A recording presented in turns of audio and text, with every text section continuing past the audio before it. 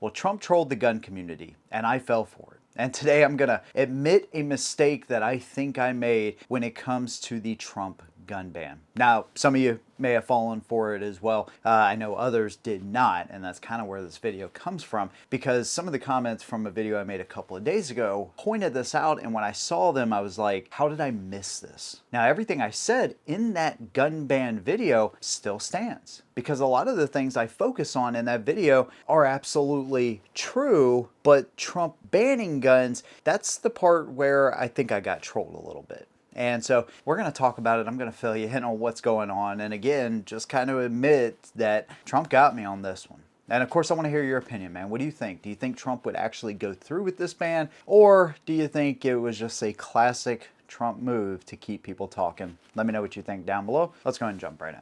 So like I said, I made a video a couple days ago talking about the Trump proposal for a gun ban for trans people. Now, I said this is obviously a bad idea. We don't want to ban guns for anybody. This is a move right out of the Democrats' playbook, so on and so forth. And like I said, I stand behind that stuff, but I don't believe that's Trump's real intentions. And I can't believe I missed this. It's so ridiculous because I used to say this all the time during his first term. You can't pay attention to the things Trump says. You gotta pay attention to the things Trump does. When you look at some of the outlandish things that he's actually put out there, some of them sound absolutely ridiculous and end up coming true, right? We're going to reopen Alcatraz for illegal immigrants. You get people talking and they're buzzing and they're like, oh my gosh, I can't believe this guy, blah, blah, blah. And then he ends up opening alligator Alcatraz. Or, hey, we're going to annex Canada. They're going to become the 51st state. We're going to rename the Gulf of Mexico to the Gulf of America.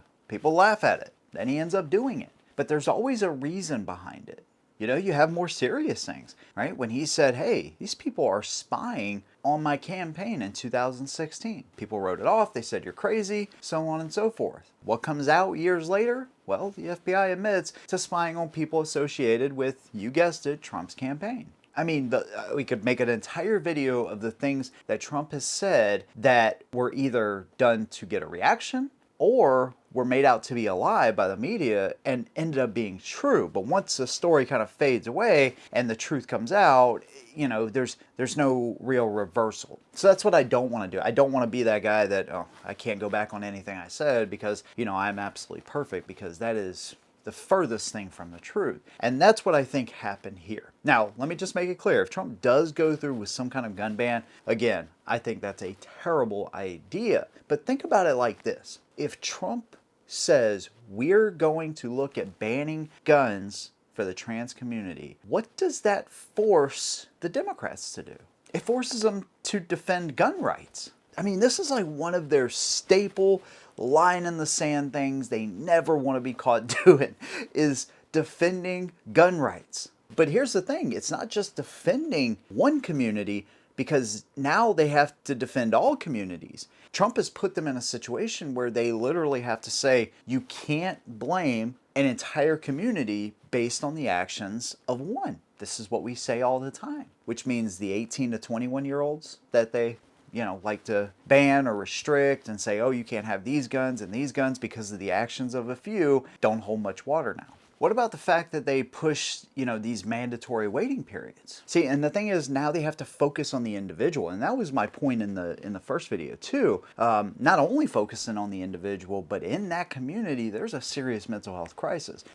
They don't really want to say that. They want to affirm that identity by throwing meds and everything else, even though we know statistically that doesn't help them at all. But mandatory waiting periods. So now you put the Democrats in a position where it's like, wait, you're going to make people in this community wait a certain amount of time to buy a gun? So you're going to force them to wait to buy a firearm, which no matter who you are, can be used and is the perfect equalizer for all of us. It's going to put their backs against the wall and hopefully kind of lift these restrictions when it comes to mandatory waiting periods to buy a firearm. Because that community then says, well, we're a victim of so-called, hate crimes or whatever. The point is, they put all these little special words on everything, but crime is crime. We can all be victims of crime. Nobody should have to wait to exercise their rights. What about blanket bans on certain types of guns, right? These people are using the same types of guns that have been used in previous crimes. The AR, pistols, so-called high-capacity magazines. So are you going to say that those things now need to be banned? Really hard to say that, because for the longest time, what they would do is say, oh, well, this is a white guy problem. When in reality, it is an evil problem, and unfortunately, evil resides in people no matter how you identify, the color of your skin, it's there. So you don't take away the rights for people to defend themselves. And that's exactly the position Trump is putting these Democrats in. It's absolutely brilliant.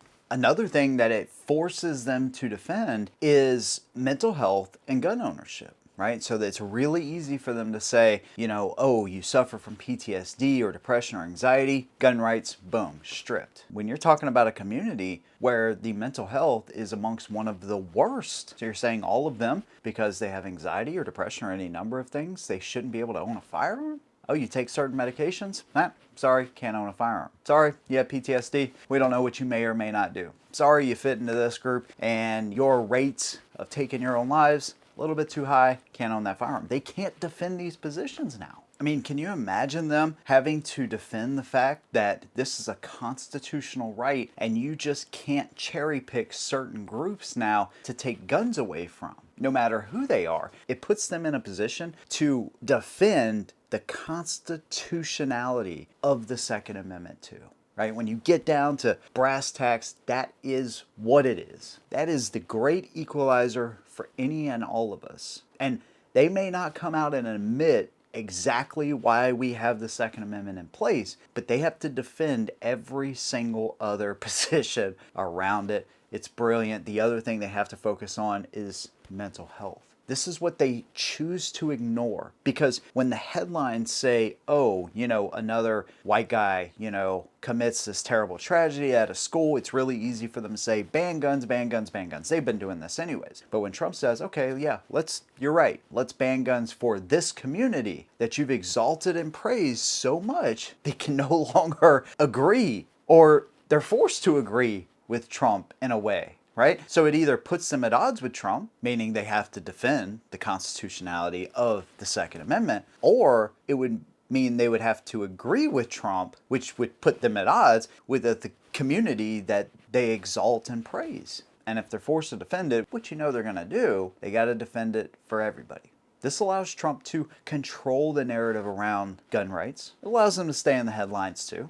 Trump loves that, and that's who he is. But it also gives them ammo in the future when it comes to guns. Because if they're forced to agree, or if they're forced to protect gun rights for one, when it comes to any other argument in the future, they almost always lose because of this situation right here. I fell for the troll pretty hard, and I was serious about that video. And the things that I talk about when it comes to mental health and all that have to be the focus. And I believe this is the real reason that Trump is choosing to kind of call for this, crazy gun ban. Again, if he goes forward with something like this, that would be terrible, right? We don't want to ban guns for anybody because we know that's not the problem. But if it can force all sides now focus on mental health, what can be done, especially in that community, instead of affirming everybody's feelings, and I feel like this and I identify like this, and say, whoa, let's take a step back. This is causing more issues. Then maybe you can get everybody to agree that mental health is the real issue. Not the guns, not the gun owners, no matter who they are, how they identify.